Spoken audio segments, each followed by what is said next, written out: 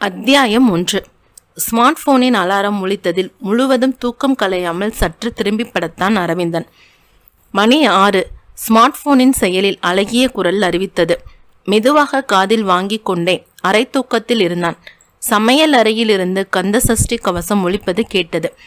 ரேடியோவின் FM அலைவரிசையில் கந்தசஷ்டி கவசம் கேட்டுக்கொண்டே சமையலை தொடங்குவது ரம்யாவின் பழக்கம்.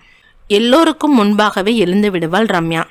எழுந்து சமையலை முடித்துவிட்டு பிள்ளைகளை எழுப்பிவிட்டு அதுவரை தூங்கிக் கொண்டிருக்கும் அரவிந்தனையும் எழுப்பிவிட்டு மற்ற வேலைகளை தொடங்குவாள். அரவிந்தன் அந்த பகுதி காவல் நிலையத்தின் ஆய்வாளராக இருக்கிறான். நகரத்தின் அந்த பகுதி சற்று அமைதி குறைந்த பகுதி என்பதால் எப்போதும் ஏதாவது பிரச்சனை இருந்து கொண்டே இருக்கும். அதனால் பணி முடிந்து வீட்டுக்கு வருவதற்கே இரவு 10 மணிக்கு மேல் ஆகிவிடும். அதனால் ரம்யா அவனை காலையிலேயே எழுப்பி விடாமல் சற்று நேரம் தூங்கட்டும் என்று விட்டு விடுவாள். டேய் ஸ்ரீ, எந்திரிடா, தியா எந்திரிச்சிட்டா.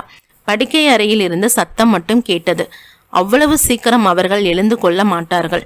அவர்களோடு கொஞ்ச நேரம் மல்லு கட்டுவது ரம்யாவின் வழக்கமான செயல். 2 பிள்ளைகள். பெரியவன் ஸ்ரீ ஒரு தனியார் பள்ளியில் 4ஆம் வகுப்பு படிக்கிறான். சின்னவள் தியா அதே பள்ளியில் 1ஆம் வகுப்பு படிக்கிறாள். படுக்கை அறையில் இருந்து ரம்யாவின் சத்தம் கேட்டுக்கொண்டேதான் இருந்தது. இப்போதைக்கு நம்மை எழுப்ப வரமாட்டாள் என்று நினைத்து கொண்டே போர்வையை போர்த்தி கொண்டு திரும்பி படுத்தான் அரவிந்தன். செல்போன் ஒலித்தது. யாராக இருக்கும் என்று யோசித்து கொண்டே செல்போனை கையில் எடுத்து அழைப்பை ஏற்றான்.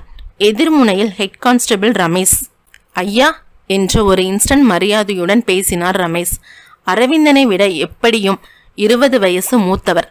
அவனுக்கே அவர் ஐயா என்று கூப்பிடுவது கொஞ்சம் கூச்சமாகத்தான் இருக்கும். வேறு வழியில்லை, அப்படியே எல்லோருக்கும் பழகிவிட்டது. அதனால் அவனும் பதவியை பற்றி கவலைப்படாமல் எல்லோரையும் மரியாதையுடன் தான் கூப்பிடுவான். சொல்லுங்க சார், ஏதாவது அவசரமா? ஒரு மர்டர் ஐயா, இப்பதான் தகவல் வந்துச்சு. மகாராஜா ரோட்ல இருக்கிற ஒரு IT கம்பெனியில ஒரு பொண்ணு. மர்டர் எத்தனை மணிக்கு நடந்ததுன்னு இன்னமும் தெரியலங்க ஐயா. செக்யூரிட்டி ஒருத்தர் தான் பார்த்துட்டு ஃபோன் பண்ணினார். அரவிந்தனிடம் ஒரு பதட்டமும் இல்லை. பல வருடங்களாக இது மாதிரியான தகவல்களை கேட்டு பழகிவிட்டது அவனுக்கு. கொலை வழக்கை கூட நிதானமாகத்தான் அணுகுவான். அப்போதுதான் அதில் வெற்றி கிடைக்கும் என்று உறுதியாக அவன் நம்பினான். யார் டியூட்டியில இருக்காங்க இப்ப?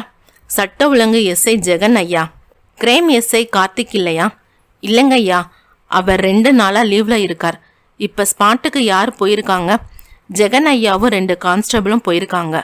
நான் வயர்லெஸ்ல தகவல் கொடுத்துட்டேன். நானும் ஸ்பாட்டுக்கு கிளம்பிக்கிட்டு இருக்கீங்க ஐயா. சரி, நீங்க போங்க, நான் இன்னும் அரை மணி நேரத்தில் அங்கே வந்துடுறேன். கம்பெனி பெயர் என்ன? மல்டி சொல்யூஷன்ஸ் ஐயா. சரி, நான் வர்ற வரைக்கும் ஃபார்மல் என்கொயரி எதுவும் வேண்டாம். மீடியா கிட்ட பேச வேணாம். மெடிக்கல் டீமு அப்புறம் கேமராவை வர சொல்லிட்டீங்களா? சொல்லியாச்சுங்க ஐயா. எல்லோரும் இந்நேரத்துக்கு வந்திருப்பாங்க. உங்களுக்கு ஜீப் அனுப்பட்டுங்களா ஐயா? வேணாம், நீங்கள் கிளம்புங்க, நான் வந்துடுறேன். ஃபோனை அணைத்து விட்டு ஒரு புது சுறுசுறுப்போடு துண்டை எடுத்துக்கொண்டு குளியல் அறைக்குள் நுழைந்தான். அந்த நேரம் பார்த்து அரவிந்தனை எழுப்ப உள்ளே வந்த ரம்யா அங்கே அரவிந்தன் இல்லாமல் இருந்ததும் அவளுக்கு புரிந்து போனது. ஏதோ அவசர கேஸ், அதான் அவரை எழுந்து கிளம்பிக்கிட்டு இருக்கார். குளியல் அறை கதவை தட்டியவள், எங்க டிஃபன் எடுத்து வைக்கட்டுமா உங்களுக்கு என்று கேட்டாள். உள்ளே இருந்து பதில் வந்தது. இன்னைக்கு என்னோட அருமை பொண்டாட்டி கையில் சாப்பிட்ற பாக்கியம் இல்லாமல் போச்சுடி என் கண்ணே. ஐயா, இன்னைக்கு காலையில் ஒரு மார்க்கமாக தான் இருக்கீங்க. இங்கே நான் நிற்கிறது நல்லதில்லை. உங்கள் அருமை பொண்டாட்டி எங்கேயும் போயிட மாட்டான். நீங்கள் போயிட்டு வந்து சாப்பிடுங்க சொல்லிவிட்டு கிளம்பினாள்.